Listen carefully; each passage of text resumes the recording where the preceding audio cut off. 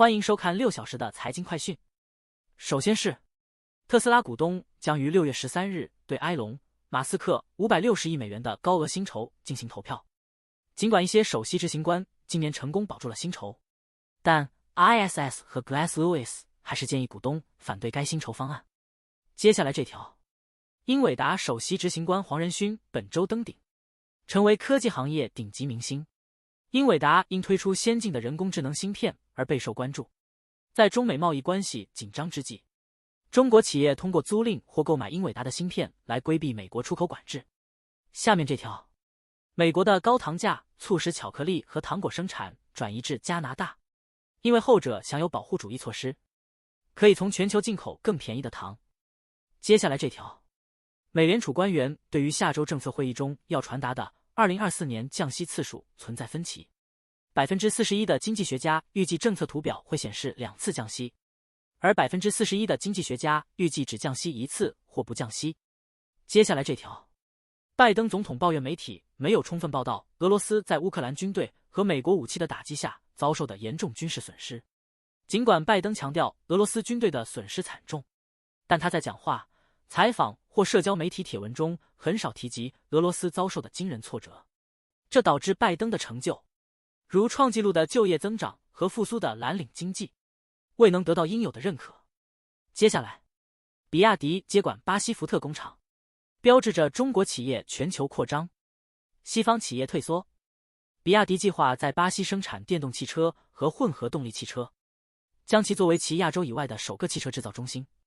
美国和欧盟的保护主义和限制加剧了中国电动汽车企业在全球新兴市场的影响力。让我们关注 PGA 巡回锦标赛与沙特阿拉伯公共投资基金会会面讨论合作，取得了一些进展，双方正在积极谈判，但目前尚未公布具体细节。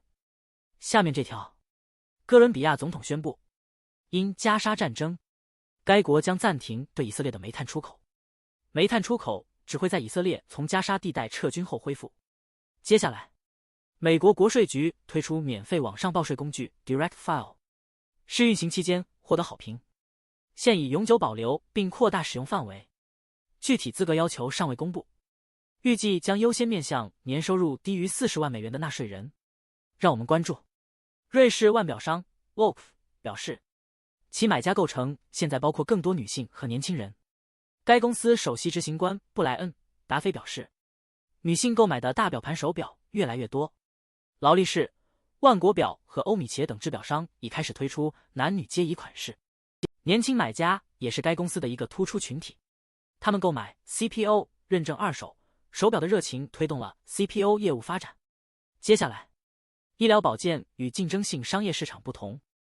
消费者在选择医疗服务提供商方面选择有限。因为保险公司通常会与提供商签约，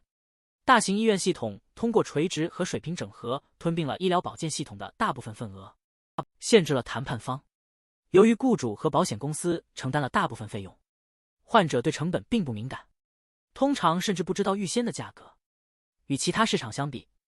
医疗保健的整合导致价格上涨，但没有显著改善患者护理。接下来，维珍银河太空飞机搭载4位游客飞往太空边缘并返回，这是该公司今年的第2次飞行。此次任务将土耳其、美国和意大利乘客带到了约55英里的高度，飞行持续1个多小时。让我们关注美联储将于周3公布最新利率预测，投资者可借此了解美联储放松货币政策的决心。接下来，受巴塞尔协议驱动，银行大量出售资产，转至债券市场发行资产支持证券。美国和欧洲发行量分别增长 38% 和 35%， 这种趋势仍在持续，投资者看好有息资产收益。最后为您播报的是，苹果于 WWDC 上首次亮相其 AI，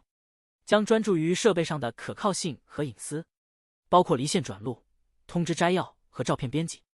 尽管苹果在 AI 领域落后，但其谨慎的态度将避免用户反弹，并重点改善 Siri。以上是过去6小时的财经快讯，我们6小时后见。